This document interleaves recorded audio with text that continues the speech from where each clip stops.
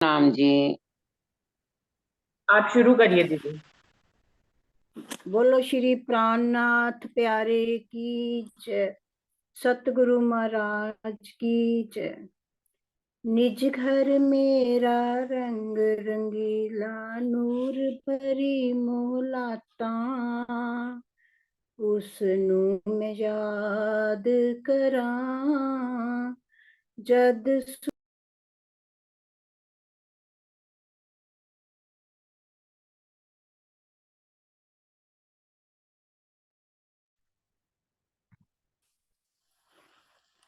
निज घर मेरा रंग रंगीला, नूर भरी मोहलाता, उसनू मैं याद करा जद सुरता नल वेखा, उसनू मैं याद करा जद सुरता नल वेखा। निज घर मेरा रंग रंगीला, नूर भरी मोहलाता, उसनू मैं याद करा जद सुरता नल वेखा। सो सीढ़ियाँ चढ़ ऊपर जावा, सन्मुख दर्श धनी जिदा पावा, कर प्रणाम मैं शीश झुकावा, मूल मिलावा वेखा, उसनू मैं याद करा जद सुरता नल वेखा। निज घर मेरा रंग रंगीला, नूर भरी मोहलाता, उसनू मैं याद करा जद सुरता नल वेखा। कंचन रंग सिंहासन सोहे, छे डांडे छे पाए मोहे, छे डांडों पर छे कलश, कलश दो छतरी ऊपर वेखा, उसनू मैं याद करा जद सुरता नल वेखा। निज घर मेरा रंग रंगीला, नूर भरी मोहलाता, उसनू मैं याद करा जद सुरता नल वेखा। पांच है तकिए गादी सोहे, छतरी ऊपर झालर मोहे, ऊपर लगा है चंद्रमा, नीचे गिलम में वेखा, उसनू मैं याद करा जद सुरता नल वेखा। निज घर मेरा रंग रंगीला, नूर भरी मोहलाता, उसनू मैं याद करा जद सुरता नल वेखा। राज समाजी बैठे मेरे हैं, नूर की चौकी पे चरण धरे हैं, लाक तली ते लाल एड़ियां, विच विच सुंदर रेखा, उसनू मैं याद करा जद सुरता नल वेखा। निज घर मेरा रंग रंगीला, नूर भरी मोहलाता, उसनू मैं याद करा जद सुरता नल वेखा। सतगुरु बन के पिया जी आए, अखंड वाणी धाम तुल्याए, सतगुरु बन के पिया जी आए, अखंड वाणी धाम तूल आए। रूहां दी खातिर कष्ट उठाए, वाणी पर पढ़ वेखा, उस नू मैं याद करां, जद सुरता नाल वेखा। निज घर मेरा रंग रंगीला, नूर भरी मोहलाता, उस नू मैं याद करां, जद सुरता नाल वेखा, उस नू मैं याद करां, जद सुरता नाल वेखा। बोलो श्री प्राणनाथ प्यारे की जय। सतगुरु महाराज की जय। प्रणाम जी।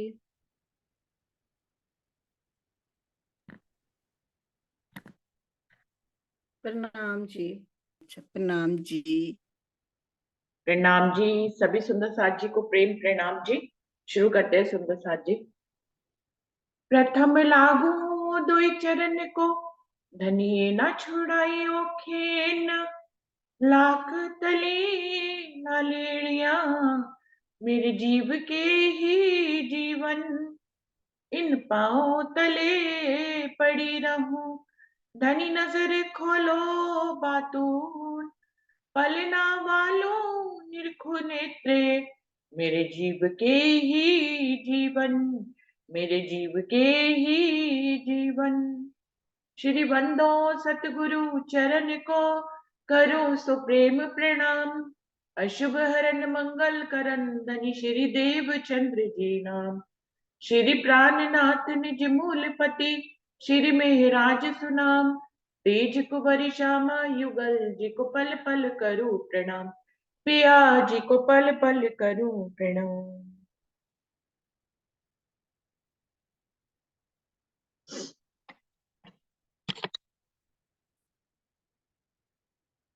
सुंदर साथ जी, खिलबत वाणी का 5वां प्रकरण चल रहा है, रूहों को कुदरत दिखाई हक में, कि राजी महाराज ने अपनी रूहों को कैसे इस माया का खेल दिखाया। हम सभी को मालूम है कि माया का खेल धनी ने अपने दिल के पर्दे पर दिखा रहे हैं। हम रूहों की परात्म के स्वरूपों को मूल मिलावे में धनी ने अपने चरणों के तले बिठाया हुआ है, खुद सिंहासन पर बैठे हैं। हमारी नजरें धनी के नजरों से मिली हुई हैं और हमारे दिल, जो कि दिल से कनेक्टेड है, धनी के दिल रूपी पर्दे से हम इस खेल को देख रहे हैं वहीं बैठे बैठे। हम ना आए हैं ना हमें जाना है, धनी का ही हुक्म यहाँ आया है, और धनी जब इस खेल को खत्म कर देंगे, हुक्म कर देंगे, तो ये खेल खत्म हो जाएगा। सुंदर साथ जी, सिंपल सी बात तो यही है जो हम सबको ब्रह्मवाणी ने बताई है, स्वयं अक्षरातीत ने ही ये बात हमें समझा दी है। हम इस बात को बहुत अच्छे से समझ गए हैं। फिर भी इस प्रकरण में आएगा कि जब हमें ये पता है कि हम ना आए हैं ना हमें जाना है, धनी का हुक्म आया है, धनी का हुक्म ही खत्म हो जाएगा, तो ये खेल खत्म हो जाएगा। तो सुंदर साथ जी, हमने मैं खुदी क्यों ले रखी है? हम अपने आप को मैं क्यों समझते हैं? हम अपना जो माता पिता यहाँ पर नाम रख देते हैं, हमें जो पुकारने लग जाता है दुनिया जिस नाम से, और उस तन के माध्यम से हम कोई भी कार्य संपादित करते हैं, तो हमें लगता है कि हम कर रहे हैं।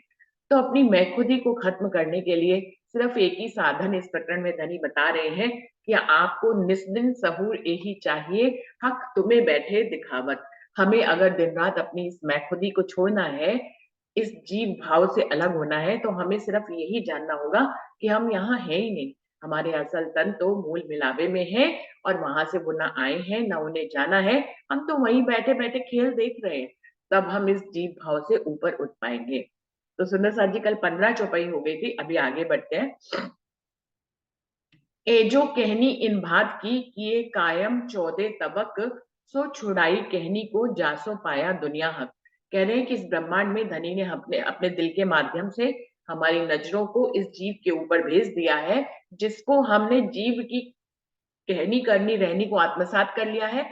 आत्म अपने मूल तन को से फरामोश है, इसलिए वो जीव को ही अपना स्वरूप मान रही है।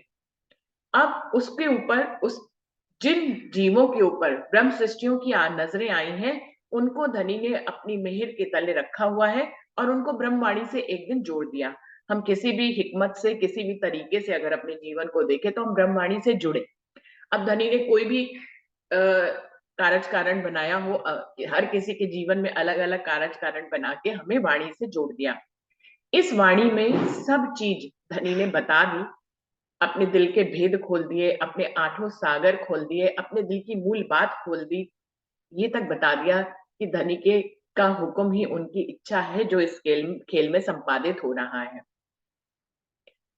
अब लेकिन ये जो ब्रह्मवाणी है वो शब्दों में आई है। ये रसना श्यामा जी की पिलावत रस रब का, ये रसना है श्यामा मरानी की रसना है, लेकिन है तो अक्षरों में ही ना सुंदर साथ जी।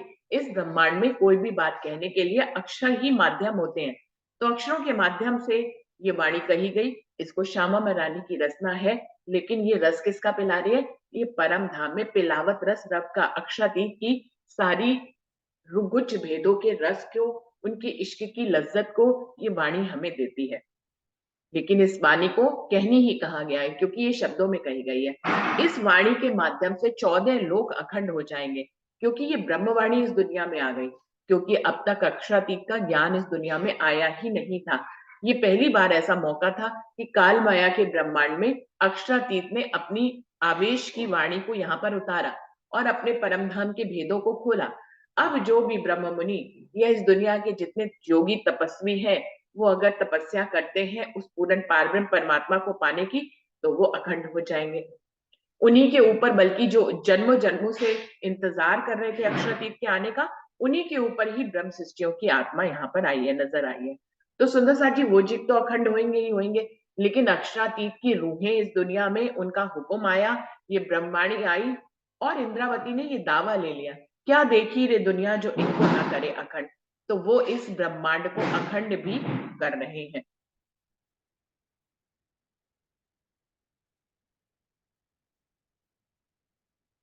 ए जो कहनी इन भात की किए कायम 14 तबक। कहने को तो ये कहनी है, लेकिन ये श्यामा मरानी की रचना है। इस कहनी के, इस वाणी के यहाँ आने पर 14 तबक अखंड हो जाएंगे। सो छुड़ाई कहनी को कह रहे हैं, जिस ब्रह्मवाणी में इतना बल है कि इसके कारण 14 तबक अखंड हो जाएंगे, ऐसी वाणी को भी इन शब्दों से छुपे हुए सार तक हमें पहुंचाने के लिए धनी ने हमें इससे भी छुड़ा दिया। सो छुड़ाई कहनी को जासे पाया दुनिया हक। जिस ब्रह्मवाणी से दुनिया को परमात्मा की पहचान हुई और वो परमात्मा को योग माया के ब्रह्मांड में जान लेंगे, पहचान लेंगे, उनकी शरण में चले जाएंगे, उनकी आरती और सेवा पूजा करेंगे, ऐसी ब्रह्मवाणी को उन्होंने अपनी ब्रह्म सृष्टियों से भी छुड़वा लिया। कहे हुकुम आगे रहने के कहनी कछु नाहे, जोस इश्क हक मिलावई सो फैल हाल के माहे। दाजी महाराज का हुक्म ये कह रहा है कि रहनी के आगे कहनी कुछ नहीं होती है। कहनी तो सिर्फ कहने के लिए होती है सुंदर साथ जी, समझाने के लिए होती है, दो लोगों के बीच बात करने का माध्यम होती है कहनी। लेकिन जब तक उस कहनी, जिस बात को स्पष्ट करने के लिए वो शब्द कहे जा रहे हैं, वो बात ही ना स्पष्ट हो, तो कहने का तात्पर्य क्या है? यहाँ पे कहने का मतलब ये है, ब्रह्मवाणी छुड़ाने का भाव नहीं है। बात सिर्फ ये कहने का है कि वो कहनी तभी कारगर होती है जब उसमें, मान लीजिए मैं आपको ये कहना चाहती हूँ कि मैं आपसे प्यार करती हूँ। अब ये बात मैंने कही तो शब्दों में, लेकिन ये भाव क्या है? ये मेरे दिल का है। इस दिल के भावों को आप तक पहुंचाने के लिए मैंने कुछ शब्दों का इस्तेमाल किया। लेकिन अगर मैं खाली शब्दों में ही कह रही हूँ और आपसे प्यार कर नहीं रही हूँ, तो इन शब्दों का कोई मतलब नहीं हो जाता। जैसे कि दुनिया में आज हर दूसरे तीसरे लोग जो एक दूसरे को कहते ही रहते हैं कि वो आपसे प्यार कर रहे हैं, आपसे प्यार कर रहे हैं, लेकिन उनके दिलों में प्यार नहीं है। तो बात सारी ये है कि कहनी, जिस भाव को के प्रगटीकरण के लिए कहनी कही जा रही है, अगर वो भाव क्रिया में ना लाया जाए तो कहनी का कोई फायदा नहीं। आप जीवन भर कहते रहे किसी से कि आप उससे प्यार करते, लेकिन प्यार ना करें, तो सारे भाव ही बेकार हो जाते हैं। तो कहने, जो जिन शब्दों का इस्तेमाल किया जाता है, उन शब्दों का कोई मूल्य नहीं रह जाता। तो यहाँ पे भी ये कह रहे हैं कि कहे हुकुम आगे रहने की कहनी का चुनाए।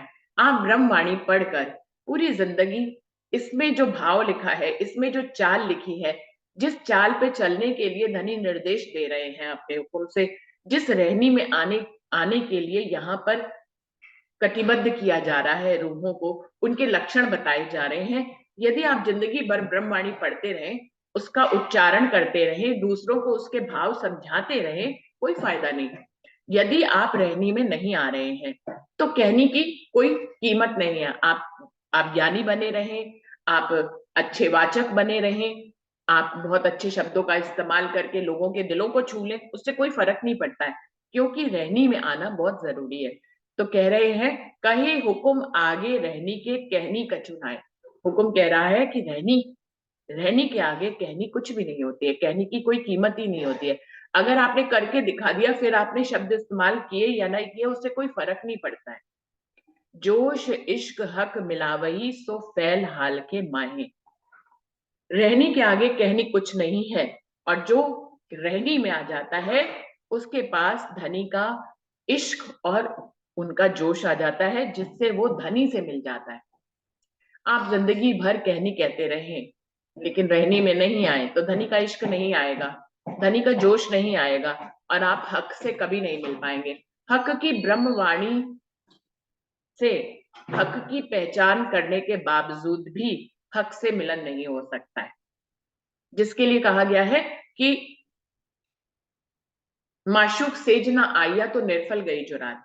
आपने पूरी ब्रह्मवाणी 50 बार पढ़ ली और उसको, उसके भावों को भी समझ लिया, अपने अपने अंदर भी आत्मसात किया, समझ भी लिया, इवन आप दूसरों को भी समझाने लग गए, लेकिन इस जिंदगी के रहते माशूक से मिलन नहीं हुआ, आपकी सेज पे वो आपसे प्रेम करने नहीं आए, तो आपके लिए ये लैलतुल कद्र की रात्रि में आना व्यर्थ हो गया। जब तक धनी से मिलन ना हो, ब्रह्मवाणी को पढ़ते रहने से, मंथन करने से आपकी सीढ़ी तो बदल सकती है, लेकिन धनी से मिलन नहीं हो सकता है, वो रहनी के बिना नहीं होगा। और रहनी जब आ जाती है तो धनी का इश्क और जोश आ जाता है और धनी से मिलवा देता है। सो फैल हाल के माहे, और ये आप धनी का इश्क और जोश कब आता है? जब आप फैल और रहनी के बीच में आ जाते हैं। सुंदर सा जी, तो कहनी को रहनी में बदलना, रहनी को फैल और हाल में बदलना बहुत जरूरी है। ये हमारे आत्मिक उपलब्धि की मंजिलें हैं जो हमें पार ही करनी होगी। आप देखिए, हम सब ब्रह्मांडी पढ़ते कट पढ़ते कि उम्र की कौन सी दहलीज पे पहुंच गए हैं। मे बी कोई 50 क्रॉस है, कोई 60 क्रॉस है ना, कोई 40 क्रॉस है। हम सब जो यहाँ पे हैं सब इसी उम्र के हैं। अगर इससे भी कम उम्र के हैं तो 35 के हैं, 32 के हैं, लेकिन उम्र गुजरते कितनी देर लगेगी। तो रहनी में आना सबसे ज्यादा जरूरी है। ये मैं आपको कह रही हूँ और ये मैं अपने जीव को भी कह रही हूँ। सुंदर साथ जी, मत समझिएगा कि ये सिर्फ आपको कहने के लिए शब्द हैं, ये शब्द मेरे लिए भी है। अगर ये बात यहाँ पे धनी कह रहे हैं तो मुझे भी कह रहे हैं और आपको भी कह रहे हैं। और सुंदर साथ जी, जो भी ब्रह्मवाणी को दूसरों को समझाता है या उसके अर्थ बताता है, ये सारी ब्रह्मवाणी उसके लिए भी है। वो भी, इवन आप तो सुनते ही हैं, मेरा जीव भी मेरे बोलने पे ही सुनता है। ब्रह्मवाणी के मेरे साथ तो यही है कि जब मैं दूसरों को सुनाती हूँ तो ऐसा लगता है कि मैं किसी आपको सुना रही हूँ, पर वास्तव में मैं अपने जीव को भी सुना रही होती हूँ। मेरा जीव भी तभी सुनता है, तभी समझता है। अगर रोज रोज मैं अपने जीव को भी ये बातें ब्रह्मवाणी ना सुनाऊं तो ये भी निर्कष्ट हो जाता है, ये भी दुनिया की ही चाल चलने लग जाता है।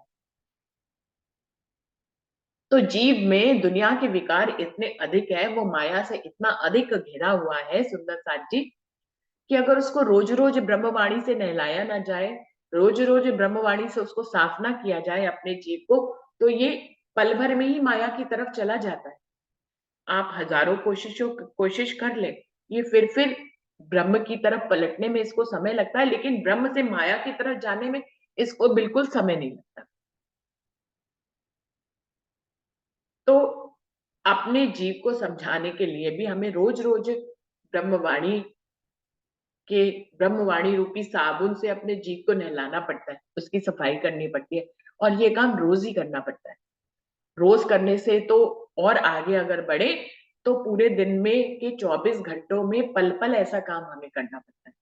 जब जब हमें किसी के ऊपर गुस्सा आता है, जब जब जब जब कुछ ऐसा होता है, हमारा दिमाग खराब होता है, जब जब हम ऐसा होता है कि हमारे मुंह से गलत शब्द उच्चरित होते हैं, जब जब ऐसा होता है तो हमें पूरे दिन अपने जीव को संभाल के रखना पड़ता है कि हमसे कोई ऐसा कर्म ना हो जो कि ब्रह्मवाणी के विरुद्ध हो। हम गलत शब्दों का इस्तेमाल कर लें, हम गुस्सा कर जाएं, हम जो है हमारे मन में कुछ मनमुटाव आ जाए, हमारे मन में अहंकार आ जाए, अपने आप को सही कहने लग जाए, दूसरों को गलत कहने लग जाए। मतलब पूरे दिन में इतने सारे वाक्यांश होते हैं, घर में, बाहर में, ऑफिस में, कि हमें पल पल अपने जीव को संभालना पड़ता है। दुनिया कहनी कहत है सो डूबत है मैं सागर, मैं लहर में समान में कोई निकस न पावे बका घर। कह रहे हैं दुनिया, अगर दुनिया वालों की बात करें, इंद्रावती जी कह रही हैं, तो वो पूरी जिंदगी अपनी कहनी में ही बिता देते हैं। दुनिया कहनी कहत है सो डूबत मैं सागर। सारी दुनिया आदि नारायण महाविष्णु के अहंकार से बनी हुई है। अब जब उसका मूल ही अहंकार है, उसके अंदर बीज ही अहंकार है, तो वो पूरा जीवन अपना कहनी में ही बिता देते हैं। अब अगर हम दुनिया में नजर उठा कर देखें सुंदर साथ जी, तो हमें अपनी दुनिया में आसपास कुछ ऐसे लोग मिलते हैं जो हमेशा गलत ही कहते रहते हैं, गलत ही बोलते हैं, गलत ही कर्म करते हैं। देखने में वो सही अपने आप को, और दूसरी बात है वो अपने आप को सही समझते रहते हैं। अगर ऐसे लोग हमें जीवन में मिलते हैं तो हमें समझ जाना चाहिए, हमें उनसे भिड़ना नहीं चाहिए, हमें उनसे समझ जाना चाहिए कि ये महाविष्णु के जीव हैं, अहंकार से इनकी उत्पत्ति हुई है, ये अहंकार में ही बोलते रहेंगे, अहंकार के शब्दों का, गलत शब्दों का इस्तेमाल करते रहेंगे, खुद को सही साबित करते रहेंगे और आपको गलत साबित करते रहेंगे। तो ऐसे लोग मिलते रहेंगे, इनसे टकराने की जरूरत नहीं है। समझदारी से अपने आप को किनारा कर लेने से मतलब है, क्योंकि हमें मालूम है ये जीवन भर नहीं सुधरे, और उनकी बिसाती क्या कि वो सुधर जाए। उनके अंदर जब बीज ही अहंकार का बोया हुआ है, तो वो कैसे इससे निकल सकते हैं। परम नाम की ब्रह्म सृष्टियां जिनकी नजर इस खेल में आई है, उनका मूल जो है वो इश्क का है। उनके अंदर जो बीज है वो इश्क का है। जब उस बीज से वो दुनिया में चाल चलते हैं, तो कितनी भी वो मैं खुदी वाली चाल चल ले, अंत में वो इश्क पे आ जाएंगे सुंदर साथ। क्यों? क्योंकि उनका बीज ही इश्क का है, दुनिया वालों का बीज ही अहंकार का है। तो वो जीवन भर टकराते रहेंगे, ऐसे ही बोलते रहेंगे। वही बात यहाँ कह रहे हैं, दुनिया कहती कहत, दुनिया कहनी कहत है सो डूबत में सागर। पूरी दुनिया के बारे में अगर बात करें तो वो पूरी जिंदगी अपनी कहनी ही कहनी कहती रहती है, उसके ऊपर चलती कभी नहीं। सो डूबत में सागर, इसीलिए वो दुनिया में अपने अहंकार के सागर में ही खुद को डुबोए रखती है, वो इससे निकल ही नहीं पाती है। मैं लहर में समान से कोई निकस ना पावे बका घर। इसीलिए इसीलिए अपने इस अहंकार, और जो मैं की अहंकार की जो लहरें हैं वो पर्वत के समान ऊंची होती है, उनको कोई डिगा ही नहीं पाता है, उनको कोई नीचा झुका नहीं पाता। मैं लहर में समान से कोई निकस न पावे बका घर। ऐसे में उनकी अहंकार रूपी बड़ी बड़ी पर्वतों जितनी लहरों से उनको कोई निकाल नहीं पाता, वो खुद को नहीं निकाल पाते, और इसलिए वो निकाल कर अखंड घर परम धाम को नहीं पा पाते, अक्षरातीत को पा नहीं पाते। तो इसलिए वो अपने अहंकार रूपी सागर में डूबे रहते हैं, अहंकार रूपी लहरों पे सवार होकर ऊंचे ऊंचे पर्वत जैसे अपने अहंकार को बना लेते हैं, और फिर वो अपने अहंकार रूपी पर्वत को झुका नहीं पाते, इसलिए अखंड घर परम धाम को पा नहीं पाते। एक खेल मोहरे कत कत गए सो जले खुदी बेखबर, आप लहरे माहे अपनी गोते खात फेर फेर। दुनिया वालों की ही बात चल रही है कि एक खेल मोहरे कत कत गए, ये जो खेल के मोहरे हैं जिनको जीत सृष्टि कहा जाता है, ये कत कत गए, ये सिर्फ कह कह के ही इस जीवन बिता देते। एक खेल मोहरे कत कत गए, बक बक के ही चले जाते हैं, सिर्फ कहते ही रहते हैं, उसके ऊपर चल नहीं पाते हैं। सो जले खुदी बेखबर, और ये अपनी मैं खुदी की अग्नि में ही जलते रहते हैं। कोई इनके अहंकार को ठेस पहुंचा दे, देखिए कितना चलते हैं। तो सो जले खुदी बेखबर, ये अपनी ही मैं खुदी में जलते रहते हैं। आप लहरें माहे अपनी गोते खात फेर फेर, ये अपनी अहंकार रूपी बड़ी बड़ी लहरों के अंदर खुद ही डूबते उबरते डूबते डूबते डूबते रहते हैं। कभी उसमें अंदर चले जाते हैं अहंकार में, थोड़ा सा ऊपर आते हैं फिर नीचे डूब जाते हैं, थोड़ा सा ऊपर आते हैं फिर नीचे डूब जाते हैं। तो ये इनका जीवन ऐसे ही बीत जाता है। जिसको कहा है उन्होंने, आप लहरे माही अपनी, गोते हाथ फेर फेर। जैसे कोई व्यक्ति डूब जाता है तो वो ऊपर ही नहीं निकल पाता, वो अपने हाथ पैर मारता है ना, थोड़ा सा ऊपर आता है लेकिन फिर से उसको नीचे वो चला जाता है। तो यही बात उसी का उदाहरण देते हुए कह रहे हैं कि जैसे एक डूबता हुआ व्यक्ति बार बार कोशिश करता है ऊपर आने की, लेकिन वो जो नदी और पानी का बहाव होता है वो उसको ऊपर नहीं आने देता, वो बार बार उसको नीचे खींच लेता है। जो भंवर होती है वो बार बार उसको अपने अंदर ले जाती है। वो अपनी फिर कुशलता से थोड़ी से हाथ पैर मारता है, थोड़ा सा ऊपर आता है, लेकिन फिर उसको नीचे जाना पड़ता है और एक दिन वो मर जाता है। इसी तरह से उसी में डूब के मर जाता है। तो वही उदाहरण दे रहे हैं, आप लहरे माए अपनी गोते खात फेर फेर, कि वो अपने अहंकार रूपी जल में, उसकी लहरों में वो डूबता ही चला जाता है। ओही उनो का किबला छोड़े नाही ख्याल, मैं करत मरत नहीं इनके यही फैल हाल।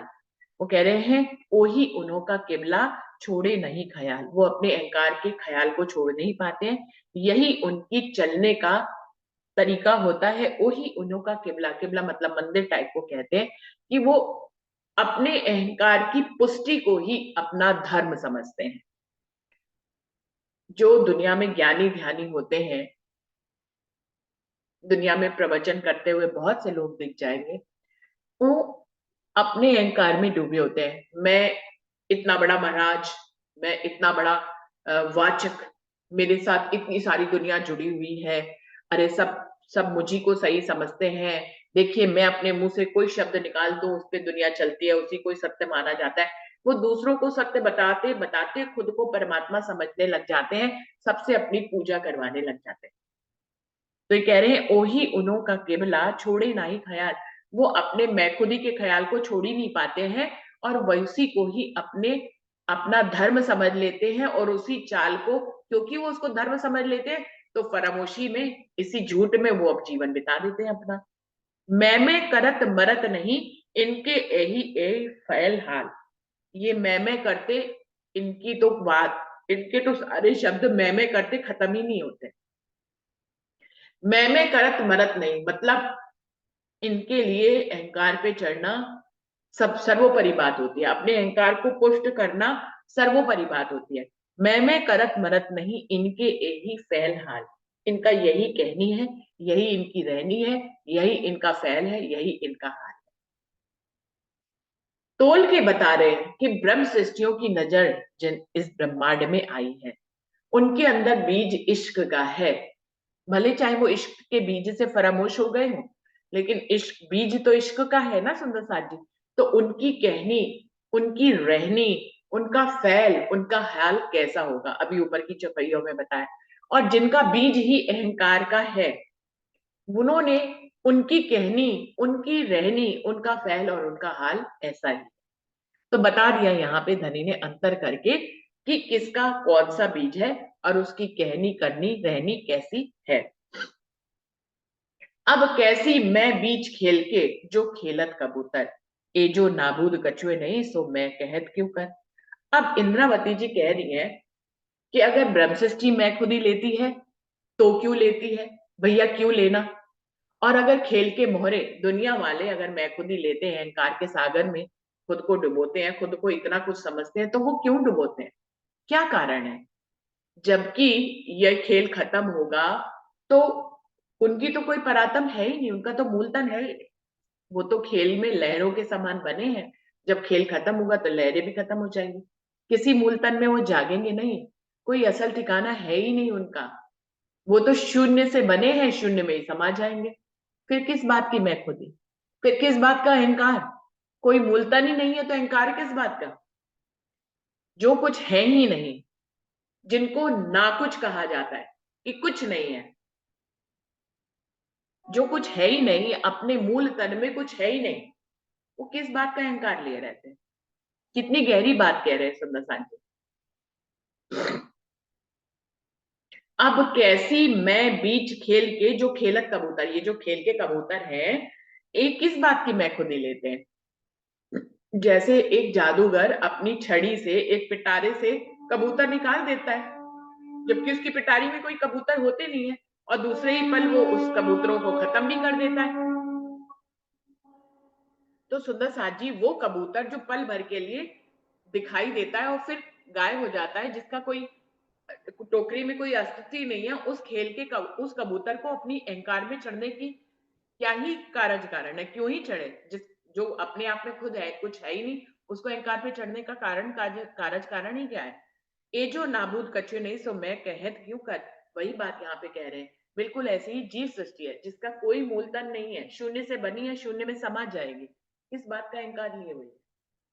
लेकिन उनको यही ज्ञान नहीं है कि वो कुछ नहीं है। वो अपने आप को बहुत कुछ समझते हैं, इसीलिए अहंकार करते हैं। उनको इस बात का ही ज्ञान नहीं है कि वो कुछ नहीं है। और अगर आप उनको ये बता दो कि वो कुछ नहीं है, तो वो कितना नाराज हो जाते हैं कि वो कुछ नहीं है। किसी को ये बताना कि तुम कुछ नहीं हो, हम आप ही मुझे ये बता दो, मैं ही नाराज हो जाऊंगी, या मैं आपको बता दूं तो आप ही नाराज हो जाएंगे। कोई हमको ये कहे कि आप कुछ नहीं है, अरे क्या है, शून्य से बने, शून्य में समा जाएंगे आप। ये जो यहाँ पे इतना बड़ा नाम ओधा और सब बना रखा है, सब व्यर्थ है, आप कुछ नहीं है। कोई किसी को ये कह के तो देखे, देखिए उसकी दुनिया कैसे अलट पलट हो जाएगी पल भर में। कोई ये मानने को स्वीकार ही नहीं करता कि वो कुछ नहीं। सुंदर सा जी, हमें ब्रह्मवाणी मिली है, आज हम जानते हैं हमारा जीव कुछ नहीं, जीव का अस्तित्व है ही नहीं। जीव के रूप में हम कुछ नहीं। अगर बात करें आत्म के रूप की, तो आत्म परात्म का अंश और परात्म राज्य का अंश है। हमारी जो आत्म है, जो इस खेल में आई है, वो भी कुछ नहीं है, क्योंकि वो भी धनी का हुक्म है। हम तो वहीं बैठे हैं, और वहां पे भी हम कुछ नहीं है, जो कुछ है परात्म भी धनी ही है। तो हमें भी किस बात का इनकार करना। किसी भी स्थिति में सोच लीजिए, हम अपने जीव को समझाते हैं आज इस ब्रह्मवाणी से कि हम कुछ नहीं। निज दिन सहू रे चाहिए, हम तुम्हें बैठे देखा, इस खेल में हम कुछ नहीं।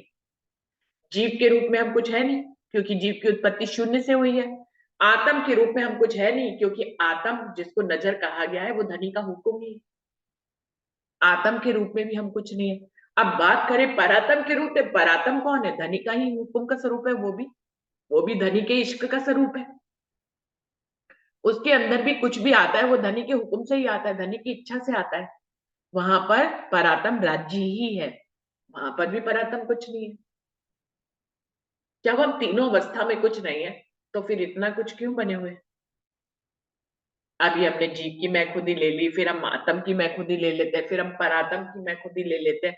अरे हम तो राज्य की अंगना, हम तो इश्क के स्वरूप। सिर्फ एक काम करना है सुंदर साथी, धनी के हुक्म को समझना है, अपने अंदर हुक्म को देखना है, और धनी के ही भावों से खुद को इस जीवन में चलाना है। ये सबसे सुगम रास्ता है।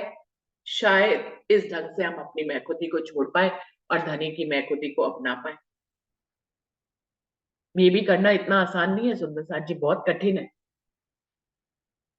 जितना शब्दों में बताने में सरल है, करनी में और रहनी में करना उतना ही कठिन है। एक ही काम, जीव के मैखुदी को क्यों लेना, क्योंकि जीव कुछ है नहीं। हमें पता है आदि नारायण का अंश है, शून्य से बना है। अहम बहुत श्यामी उन्होंने कहा और सारे जीव बन गए। जीव कुछ नहीं है। आत्म जिसको नजर कहा गया है वो धनी का हुक्म है, हम तो उसमें भी नहीं है। परातम, परातम तो वैसे ही राज्य के इश्क का स्वरूप है, वो वैसे ही कुछ नहीं है। तो हम तीनों अवस्थाओं में कुछ नहीं है तो कौन है, सिर्फ अक्षरातीत। धनी है, उनका इश्क है, उनके आठों सागर हैं, उनका प्रेम है, उनकी कहनी है, उनकी रहनी है। ये ब्रह्मवाणी भी उन्हीं की है। हमें अगर जीव को चुन लेते हैं, रहनी में ले आते, तो भी उन्हीं का ही हुक्म है। हम न पहले कभी थे, ना हम कभी होंगे, ना हम कभी हैं। इस बात को आज जानकर उठे और इसी रहनी में ही चले सुंदर साथ जी, तो धनी की मैं खुदी आ जाएगी, हम धनी की मैं में आ जाएंगे। और जब धनी की मैं आएगी तो हमारी रहनी बदल जाएगी, तो हमारे अंदर इश्क और जोश आएगा, और इश्क जोश आएगा तो धनी से मिलन हो जाएगा। तो सुंदर साथ जी, यही आज का सार है इन चौपाइयों का। 20 चौपाई तक हो गया है सुंदर साथ जी। और इन चौपाइयों का